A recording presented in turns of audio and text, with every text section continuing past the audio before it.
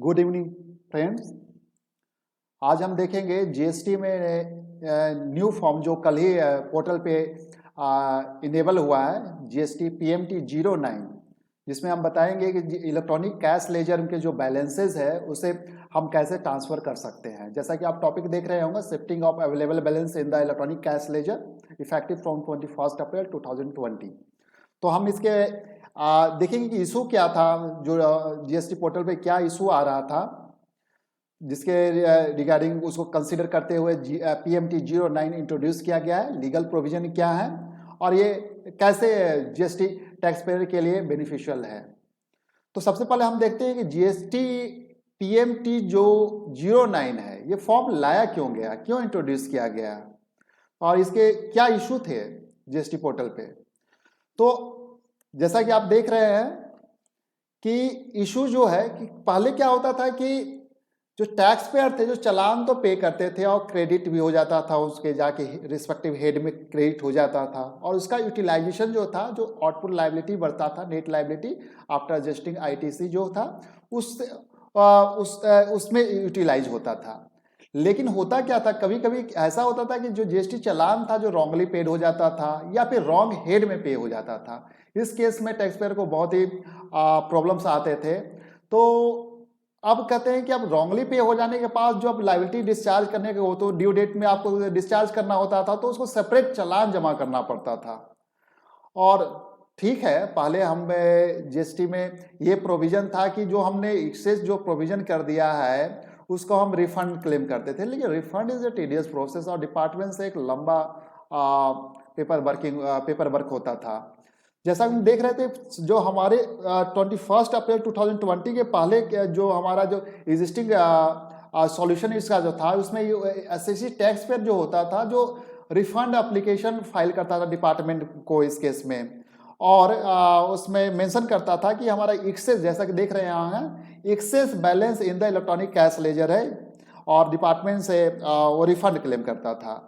लेकिन जैसा कि आप जानते हैं कि डिपार्टमेंट से रिफंड लेना इतना आसान काम नहीं होता था, तो वो एक लॉन्ग प्रोसेस होता था और बहुत मंथ उनको, मतलब कपल्स ऑफ मंथ उसमें लगते थे। और सबसे बड़ी बात तो कि उनका जो वर्किंग कैपिटल था वो ब्लॉक हो जाता था, क्योंकि जीएसटी के कारण वो पे कर देते थे और वो पैसा 3-4 महीने तक ब्लॉक रहता था। तो इससे परेशानी काफ़ी टैक्स पेयर को हो रही थी।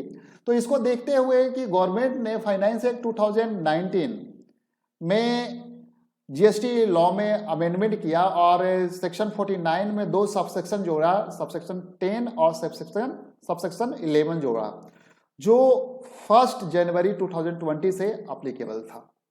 जैसा कि हम देख रहे हैं कि लीगल प्रोविजन जो 1 जनवरी 2020 से जो अप्लीकेबल था, उसमें इस तरह का प्रोविजन थे कि कोई भी रजिस्टर्ड पर्सन जो जीएसटी पोर्टल पे क्या अपना जो अमाउंट जो था इलेक्ट्रॉनिक कैश लेजर में जो अवेलेबल अमाउंट था, उसका टैक्स, इंटरेस्ट, पेनल्टी, फी और एनी अदर अमाउंट, वो इलेक्ट्रॉनिक कैश लेजर के integrated tax, central tax, state tax, union territory tax और सेस में ट्रांसफर कर सकता है इस सेक्शन के अंदर।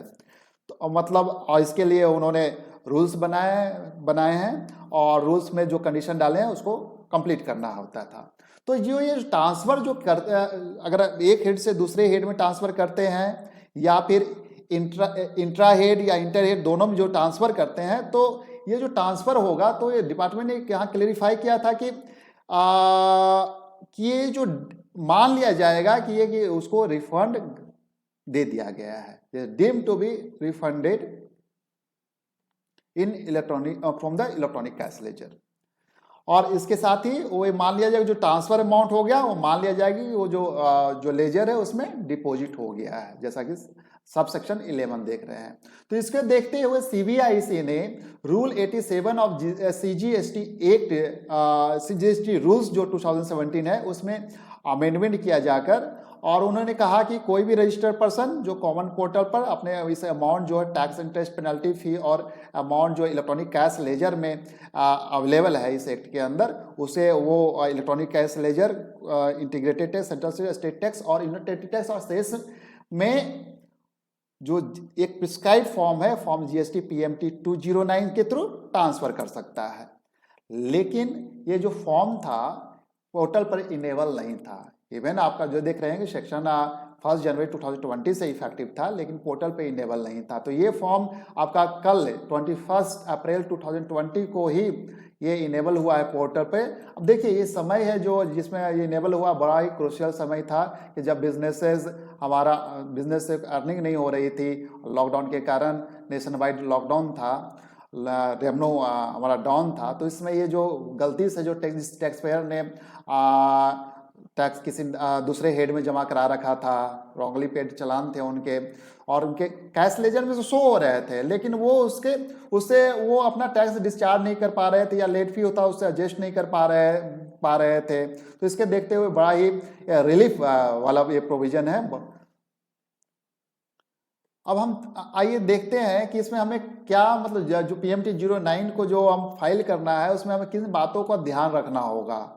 तो जैसा कि हम देख रहे हैं कि हाईलाइटेड में अगर हम ये जो टैक्स अगर रॉन्गली हमने यूटिलाइज कर लिया, जो पेमेंट किया था उसको हम रॉन्गली जो पेमेंट किया था उसको अगर हमने यूटिलाइज कर लिया है, तब आप इसको PMT 09 फाइल नहीं कर सकते हैं। कहने का मतलब it will be able to handle only, जो वो सिचुएशन हैंडल कर सकते हैं जब when payment is done in the wrong head and not utilize. मतलब रॉन्ग हेड में आपने जमा तो करा दिया है लेकिन उसका यूटिलाइजेशन आपने नहीं किया है, तभी आप क्लेम कर सकते हैं। Second thing, challan only allow shifting of the amount that are available in the electronic cash ledger. जो इलेक्ट्रॉनिक कैश लेजर में जो अमाउंट अवेलेबल है उसी को शिफ्ट कर सकते हैं। थर्ड, अगर अमाउंट एक बार आपने यूटिलाइज कर लिया है तो कैश लेजर से हट जाएगा, ठीक है, उसको फिर रीअलोकेट आप नहीं कर सकते। अब जैसा देखेंगे कि मेजर हेड जो है होता है integrated tax, central tax, state tax, cess minor head होता है tax, interest, penalty, fee others. जैसा कि हमने आप मैनुअल में भी आपको मैं दिखाऊंगा।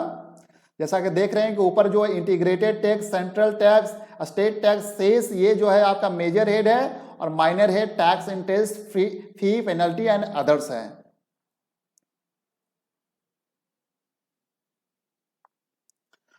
तो ये जो GST PMT 09 फॉर्म जो आया है वो हमें इनेबल करता है, क्या करता है कि इंट्रा हेड और इंटर हेड जो हमारा जो available balance electronic cash ledger में उसको ट्रांसफर करने के लिए इनेबल बनाता है। ये हमें ये देखिए कि it facilitate a registered tax payer to transfer any amount of tax, interest, penalty, fee और other to the appropriate tax, interest, penalty, fee और other head under IGST, CGST, SGST, UTGC and cess which is available in electronic cash ledger.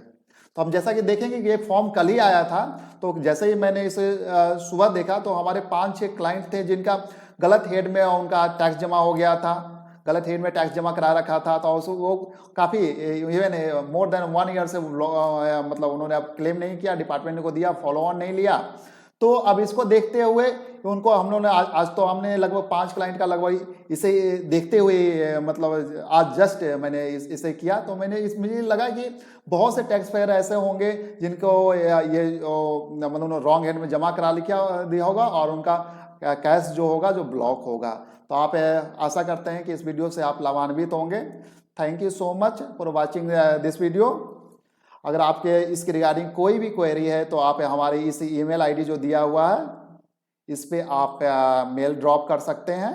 और ये जो relevant material है जो हमने दे रखा है वो हमने ब्लॉगर में भी इसे दिया है। तो thank you so much for watching my video. Thank you so much.